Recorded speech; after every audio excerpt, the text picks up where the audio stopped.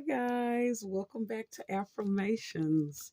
Um, I've decided to do a video showing my face today. Today, as you can see in the title, we're going to talk a little bit about healing slave trauma. Okay. And so, one of the things that kind of got me thinking about the topic in more detail is at some point, of course, what I love is that we, as an individual race nation, can decide to just start healing. And again, for those of you that are new that are clicking on this, please like, share, and subscribe. Hit the notification bell to be able to join us each week. I will pull from a therapy deck and we kind of discuss therapy issues for us to kind of work on to start healing. Okay. But one of the things that when you start talking about slave trauma is at some point there have been discussions about reparations. That's something that may happen or that may never happen. But with the possibility that it could happen at some point one day, one of the things that may be included is addressing slave trauma in the issue of counseling. Okay. And so with that, I had been kind of taking notes and jotting down kind of my thoughts. And over time, I would say, okay, what I'm going to do is I will share those thoughts as it's relevant. You know, sometimes we'll pull cards and then I'll kind of share information. But I realized I say, no, I just need to just kind of sit and just kind of discuss some of the topics that I had been thinking about. Okay. Um, and so again, what's beautiful is that as an individual race nation, we are able to heal on our own. We don't need validation. We don't need permission to do that.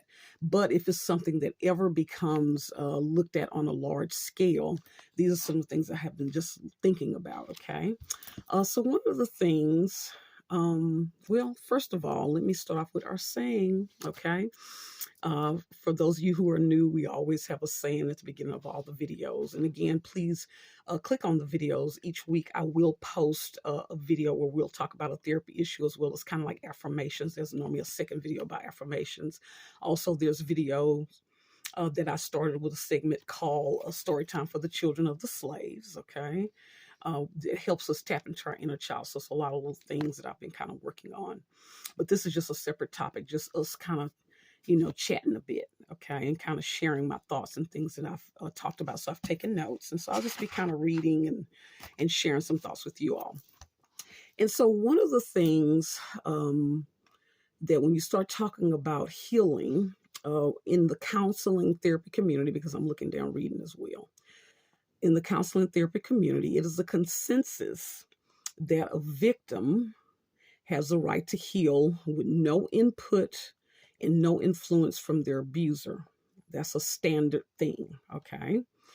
Another thing is once abuse is identified, normally in the traditional sense, the victim is protected from the abuser and the abuser is not allowed to have access or really ever see the victim again. Okay, so that's normally how it works. Also, an abuser does not have a right. It's understood they don't have a right to ask the victim if they forgive them. They don't have a right to chastise or argue with the victim. They don't have a say in what the victim decides to do with their lives or even correct them in any way, okay? Or even inquire about their healing journey, okay? So those are concepts that are just kind of the norm when you start talking about counseling and healing, okay? Also, too, it's understood that any unhealthy behaviors the victim has developed from the abuse, from the counselor's standpoint, these behaviors that will learn due to no fault of their own, the victim is then given what you call unending patience and the right to struggle with trying to change and heal for as long as it takes. It's not a such thing as hurry up, okay? They're given the utmost empathy, okay? And so one of the things that I've just been kind of mulling around, and again, we're just chatting a bit. So this is the point that we always like to, for those of you who are new, we use the if-then statement, okay? We filter things through if-then. So one of the things we're looking at is if this concept applies to an individual victim, then it also should and can and does apply for a whole race and nation group trying to heal as well. Okay. So that is an important concept to think about when you start talking about really trying to tackle the concept of healing from slave trauma. I also want to give a shout out to my subscribers out in Brazil. Again, we were spread to the four corners of the earth, all over where our people sent. And so shout out to them, and that's called the diaspora, and, that's just something to think about, just even worldwide. We don't know if this will ever become a topic. Okay. Let's see. So I'm just kind of sharing some of my thoughts with you guys, because I always thought that, well, I'll kind of talk about it as it comes up, but really it's something that I just need to kind of just share, just so you can get a kind of understanding about victims' rights, counseling rights, okay? And also being able to look at that as a race nation group, we do have rights as well to heal, okay? But that's something that's has never been tackled. That's something that is strange to hear in regards to ourselves, because we really haven't been given that empathy. Okay, but if that ever comes, this is something to look at. Also, one of the things I was looking at is, let's see. One of the things that, especially when you start talking about group healing, if it ever becomes a topic, a lot of times other groups, they know how to respond, a lot of times when people approach them about certain topics. So one of the things is we have to give ourselves permission to be able to have privacy. So it goes both ways. It's one thing to have a right to privacy, but it's also you have to be able to handle yourself when someone comes up asking about your healing. So as kind of historical kind of victims, and still kind of suffering some of the behavior consequences of slavery, we have to be able to set limits and boundaries. Okay. And so one of the concepts is, so our response, again, if you're ever kind of approached at some point, if someone's like, well, I'm curious about, and that's something that's always discussed a lot of times, anytime we're trying to heal, or anytime our people have had groups or organizations that tried to move us forward, a lot of times they're infiltrated. Okay. A lot of times, we always talk about different characters, right? The master character, the slave character, and we all take on those characters at times. And then that of the overseer. Okay, this is the person that comes to ask questions, to infiltrate, right? And so one of the things we have to look at is that, practicing our responses, any people, places, and things that are directly responsible or that have benefited from our people's slavery, if ever approached and someone wants to come and inquire about, well, tell me about that, y'all are healing, the set response needs to be, our people's healing is a private affair. It is something that I'm choosing not to discuss. Now, once you say this, you would have to immediately just kind of leave. Okay, because what happens is we all suffer from what you call Stockholm syndrome. Look that up. But basically, that's when a group or a person identifies and empathizes with their abuser. We've been programmed to do that.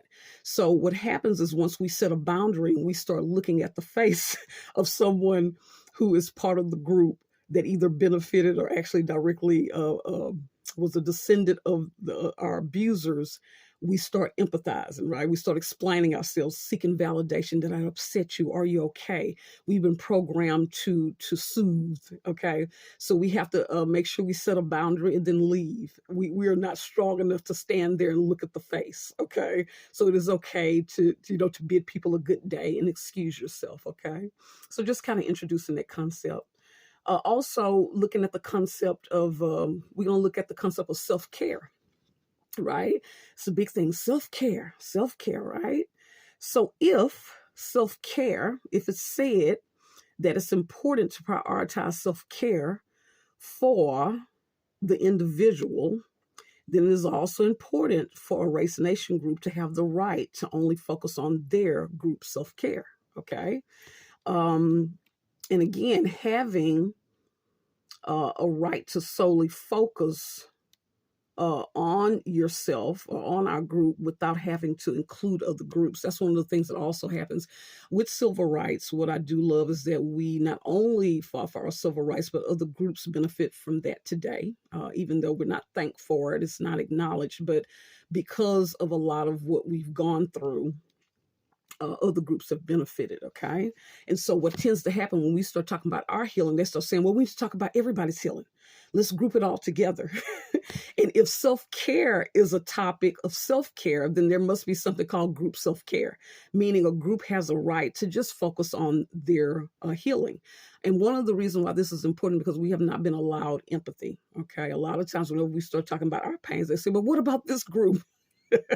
And again, when you notice when other groups' pain is discussed, they never say, well, what about the blacks? So, we want to make sure that that's something that we think about as well. That again, the if an individual is allowed self-care, then as well a race nation group is allowed their personal self-care, okay, and privacy. Let's see, other concepts that I was kind of jotting down, taking notes, thinking about some things. Also, another concept in counseling, whenever we do what we call group counseling, what they do is they create groups based on specific topics. And you normally will not mix group issues. You would never put, let's say, a men's support group and then have women who are victims of a rape in the same group. The ultimate goal is to have each group separate to where they can bond and connect and relate to group members, okay? And so that's that same concept of that when people are asking us to join other groups' trauma, each group's trauma is so specific, each group deserves a right to have their own privacy and heal and process and think in that group, okay? And so these are just kind of some of the concepts, okay? All right.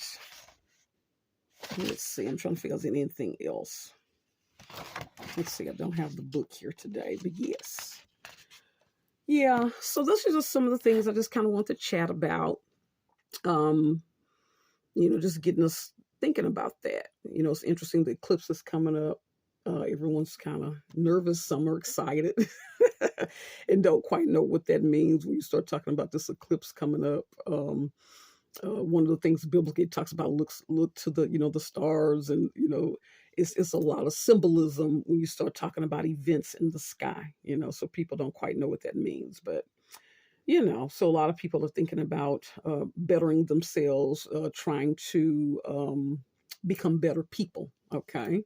And so part of that, we don't know how that might play out, that we don't know if over time groups in different nations may start thinking about, maybe there needs to be some acknowledgement. Okay. So with that, I did it a little backwards. I'm going to end with our statement that we normally say: death and life are in the power of the tongue, and they that love it shall eat the fruit thereof. Have you been feeding yourself fresh or rotten fruit? I'm hoping it's fresh. Always wanting to mind what we speak, as well as the self-talk we do with ourselves, as well as what we speak about others, okay? Because the concept of reap what you sow, we don't want to maliciously discuss others nor lie on people, okay? Because sometimes that can backfire, okay? And I think I will end it with a affirmation, okay? And again, once a week, every Sunday, I upload 2 videos. Please join me, where we will discuss therapy issues. And then normally there's a second video that normally will, show what they call like a silent meditation. And then also please look out for story time for the children of the slaves. Yeah. Again, so we can tap into our innocence, right? And our inner child. Okay, let's see what we're going to get. Okay. So it was wonderful chatting with you all today. Again, I want to thank my subscribers. I want to thank any new subscribers that I got. Okay, that looked like they want to pop out. Okay, so let's see. We got happiness. I am aware that being happy means that I am on the right path. Interesting. Happiness. You all see that? Happiness. Happiness is an indicator that we're on the right path. Yes, and so, I'm just looking at that happiness. Yeah. our emotions don't lie. It's amazing that we have many emotions, but happiness is an indicator that all is well, that this is right. It's a lot of things that we engage in that's supposed to bring us happiness, but ask yourself at the end of it, do you feel happy? Or do you have to find yourself recuperating or using things to self-soothe after something that you did that's supposed to quote unquote, make you feel happy? Okay. And so with that, I appreciate you all joining me today, and I will see